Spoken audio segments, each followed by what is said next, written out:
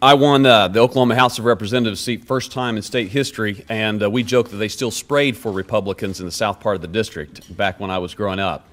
So I know what it is to work across party lines and have bipartisan cooperation. It took that for me to get elected in my House district because we were full of a bunch of Democrats, but they were conservative Democrats that voted for Ronald Reagan, and they also voted for Shane Jett. So hard work is something that we're used to. I worked with my dad growing up, worked my way through Oklahoma Baptist University, and moved to Brazil, worked there for 2 years representing Oklahoma companies that wanted to send their products or services in Brazil, and I was lucky enough for a nice boy at the church that I visited introduced me to his girlfriend, who I married. My wife is here, Anna, and we thought the big surprise for this 2014 campaign year was that Tom Coburn was resigning and we were running for Congress, and that was very exciting. And then about a month and a half into the campaign, we found out that that was the second most exciting news. The most exciting news in the Jett household is my wife and I were expecting our third child, which was a big surprise. So we have been wrestling with morning sickness and all that entails, along with door knocking, pulling over the side of the road, and taking care of morning sickness, putting out yard signs, and more morning sickness. But it's been a tremendous honor to be able to put our name on the ballot once again. Our passion is Oklahoma. Our passion is our country. We have a lot of crises. We have a federal government that is overstepping its bounds, using EPA to crack down on oil companies, using prairie chickens as an excuse to shut down industry in Oklahoma. We have a federal government that's telling pastors what they can say behind the pulpit. I also graduated from a religious institution, Oklahoma Baptist University, like this one, and they would love to be able to tell us what to do here. So I'd love to represent you. It'd be an honor to be your congressman. Thank you very much. The oil and gas industry here in Oklahoma is the #1 sector of our economy, and when the rest of the nation is suffering from recession and high prices of fuel, our state does very well. So protecting and looking out for the oil industry is something that is important to Oklahoma, but it's also an interest of national security. Having access to energy, having access to the petroleum industry and our natural resources also allows us to be competitive worldwide. Our natural gas reserves is something that allows us to compete with Russia. I support a blended portfolio of energy, whether that's solar, whether that's wind, whether that's coal, whether that's oil and gas, whatever is necessary to make sure that we have access to low-cost energy to allow our military to be supreme and allow us to be independent from others.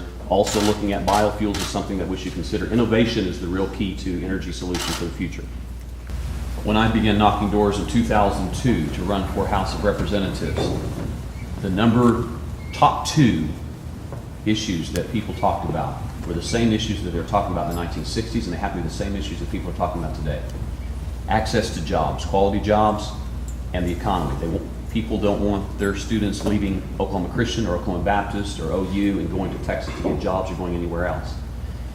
A strong economy is essential, and also is education. Those are the 2 things that really drive the economy and our jobs.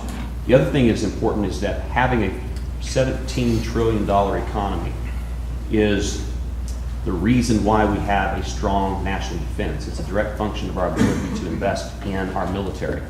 So having a strong economy is essential, and it's the reason why we are preeminent in the world. We have to restructure our taxes, we have to lower our debt, and we have to, time is up. These are things that we need to invest in infrastructure. That's how we have to move the economy forward.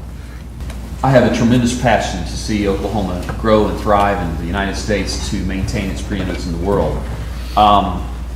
Observations I've made over the last 20 years watching congressmen come and go, I've been thrilled with James Langford representing me in Congress and my values. So some of the things I'm going to point out are things that I observed, but I think having a staff in Washington, D.C. that is from Oklahoma is very important. So whenever you call, you know what people are asking about, and having people that are connected to Oklahoma, because a lot of staff are political science degrees from around the United States, and they're pursuing political careers. And I think it's important to have people with life experience from Oklahoma there Similar to Harvey Sparks when he worked up with Bridenstine, knew what people's calling about from Oklahoma. I think your staff is very important.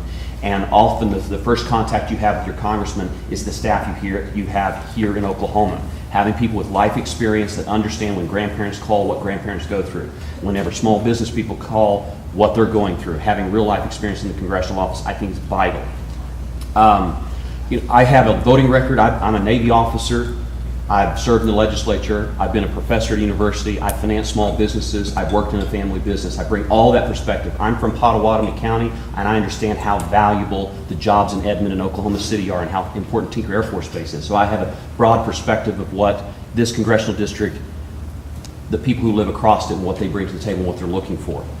Being available at the other end of the phone, and when you come to Washington, D.C., being physically there and clearing my schedule so that you get to meet with your congressman is vital. I have a lot of people over the years have said, I never got to meet my congressman when I went to D.C., and I think it's vital. When I was in the state legislature, if you came into my office and you're from my district, my calendar was cleared. Lobbyists, I am so sorry, stepped out.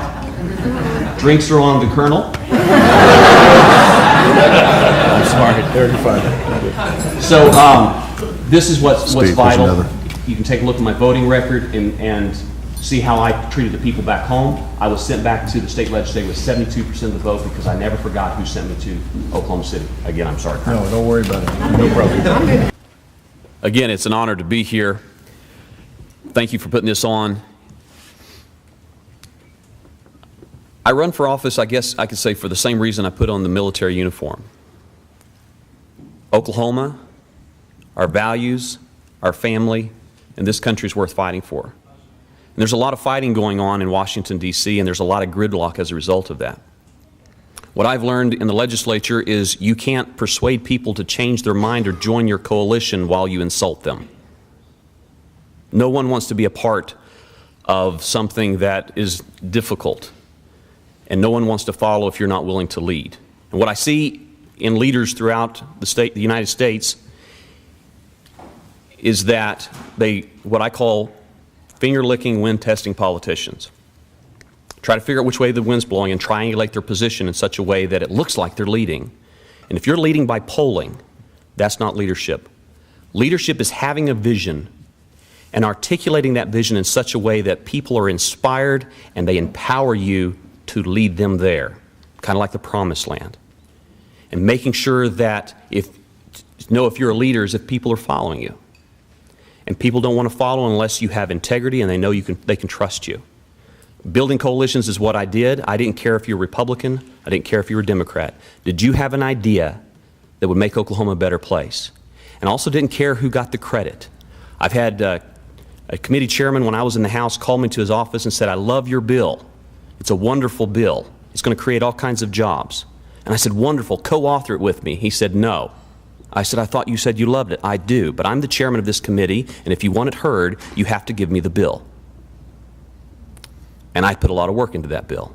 So I asked myself, do I want the credit, or do I want Oklahoma to be a better place and these jobs will be created? And that's the reason why people from Tecumseh and Potawatomi County sent me to Oklahoma City, was to make Oklahoma better. I don't care who gets the credit. I'm willing to work with whoever to move Oklahoma forward and move the United States forward. Vote for Shane Jett, June 24th.